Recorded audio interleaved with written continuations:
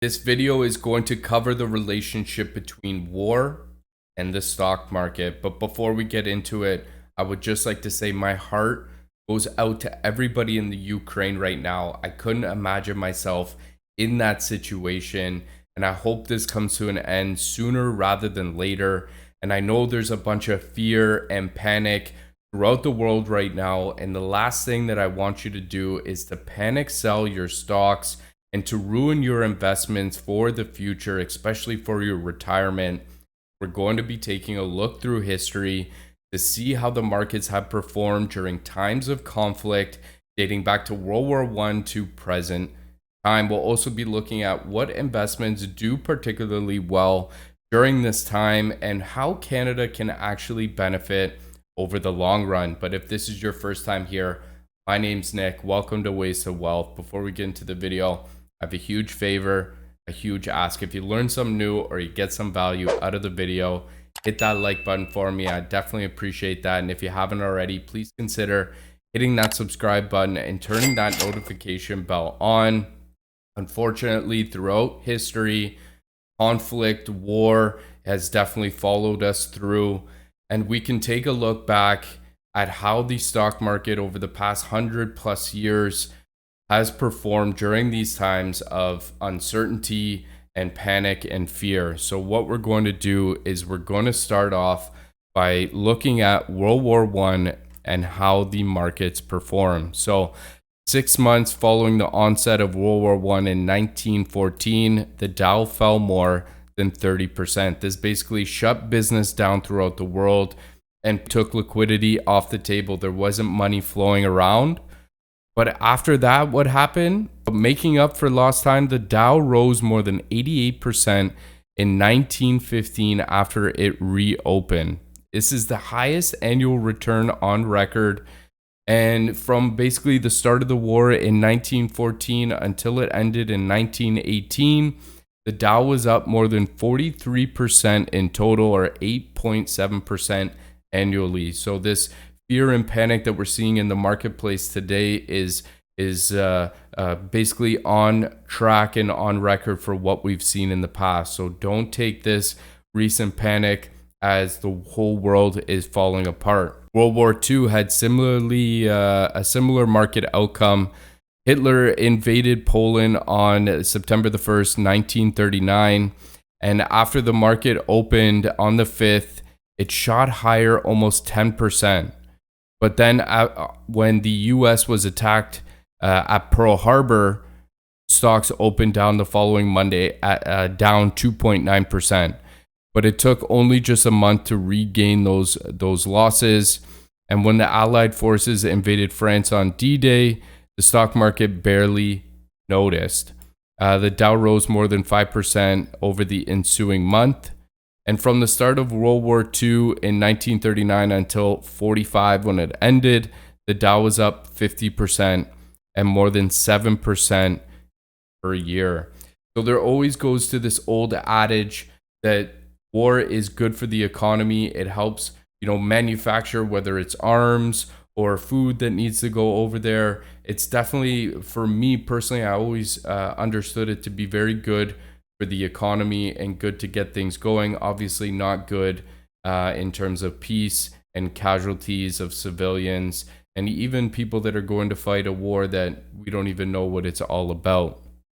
So we'll go on, and I found this interesting, adage here, and it basically states, buy on the sound of cannons and sell on the sound of the trumpet. And this was attributed to London financier Nathan Rothschild.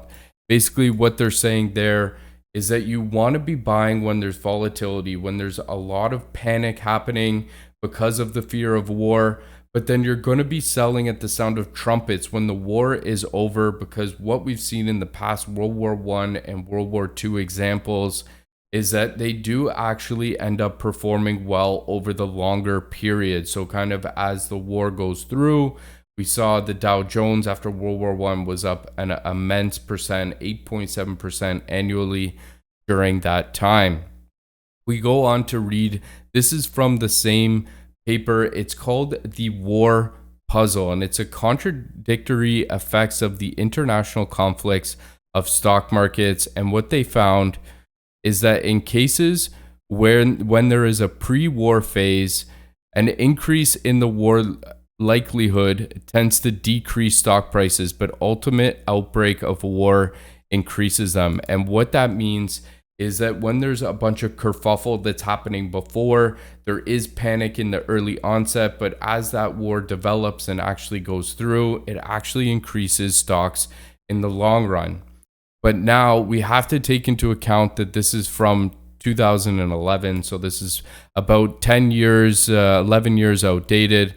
But what they found in this paper was that in cases when a war starts as a surprise, the outbreak of a war decreases stock prices. So this is almost similar to what we're experiencing today, is that a lot of people were not expecting Putin to go in, and then all of a sudden it basically, it's caught us by storm over this past 72 hours of just basically unnecessary conflict, to say the least. So I decided to take a look and find some more data to see what other effects or what other events that have happened in history and how the market has performed. So we take a look at the Twin Towers attacks here, obviously September 11th, an important day in history there. I think the year is off here, but we saw the markets drop 4.9% in the first day. Over, the longer period, it dropped 11.6%. It only took 11 days to bottom, but it recovered in 31 days. So again, just going back to the sense that things will panic in the short run, but over the long run, if we believe in humanity and we believe in figuring these things out, we should come back. We see multiple other events that have happened here, whether it's the Boston Marathon bombing or even back to the Cuban Missile Crisis dating back to the 60s. These days to recover are relatively short when you look at it in a bigger picture and in hindsight. Hindsight is the key part here, and this is why we're looking back into history to see if history is going to repeat itself. And more times than not, it does take a short period of time to get back to where the prices were only a short time before. There's also another example that I found here about geopolitical events. We do see that these performances show weakness in the short run, but over the long run, a 12-month period, they do happen to come back, and they happen to come back stronger rather than not, and stronger than they were before. So with that being said, we're going to be taking a look now at what stocks to buy to protect your portfolio during times of uncertainty like this. And the first one that we look at is obviously defense stocks. So you have Lockheed Martin, Boeing, and Raytheon. These are military type companies, and those are definitely ones that have seen the benefit over the past couple days.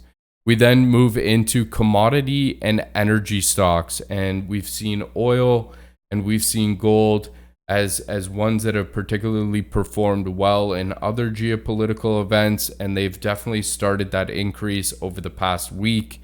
And we can see here with oil touching that 96 per barrel on WTI has definitely been an indicator that should continue to stay higher for the next however long this goes on, with Russia being such a huge producer of oil. But we'll touch on that in a little bit. We've also seen gold perform relatively well, hitting as high as 1930 per ounce, which has been trending around the 1800 mark for the past 6 to 8 months. Bonds are also seen benefit over the past week. A lot of people heading towards bonds to preserve that cash and preserve that number. Obviously, the yields are relatively low, but definitely an opportunity to look. And we've also seen cash be a benefit, with the US dollar performing relatively strong over the past year. So with that being said, we are going to be taking a look at how Canada can particularly benefit from this situation just on a global economic basis. And we'll see that the Ukraine is not tied to the West economically. Ukraine and Russia are not economically important to the stock market. Russia's GDP is smaller than Canada's at 1.4 trillion. Canada's just a hair higher at 1.6 trillion. And the GDP of the Ukraine, for example, is 156 billion. So just for a comparison, Iowa is 170 million. And, Saskatchewan has a GDP of 44 billion. So just to give you an example of how those compare. And what this article is saying is this war will likely not affect the West's economy in particular, and Canada will likely benefit as supplies of Russian oil, metals, and potash are reduced and cut off from the Western markets. Lower Ukrainian wheat exports will also benefit Canada. So when we look at that in the big picture, Nutrien is a company that trades on the Toronto Stock Exchange, the largest producer of potash. So we should be benefiting, and there should be more sourcing that happens in Canada. Canada happens to actually import a ton of oil from Russia. So hopefully we can decrease that amount and we actually start looking at Alberta as a place to kind of invest in and produce those. That one's a little bit on the iffy side, but hopefully we can see the light of day and see that we can't be continuing to fund Russia, especially when they have the motivations that they do today. So in likelihood, where I want to draw back to is don't panic. You should not be selling your stocks, your investments because of this panic.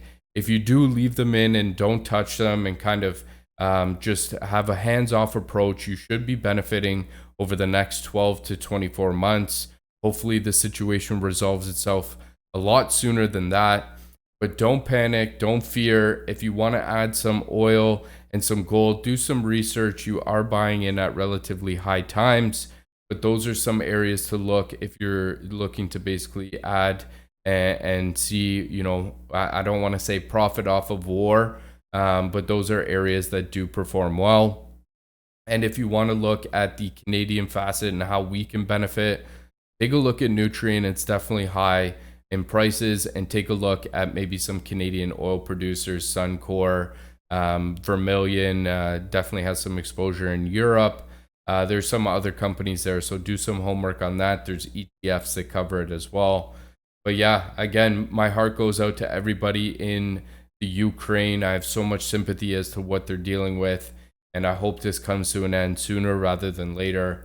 But I hope you got some value out of the video. You get a little bit more insight as to, especially if you're new to the markets, don't sell. Don't have this panic and fear. Hold for the long run. We will get through this. I hope you enjoyed the video. If you're still here with me, hit that like button. Hope you have a great week in the markets. Happy trading.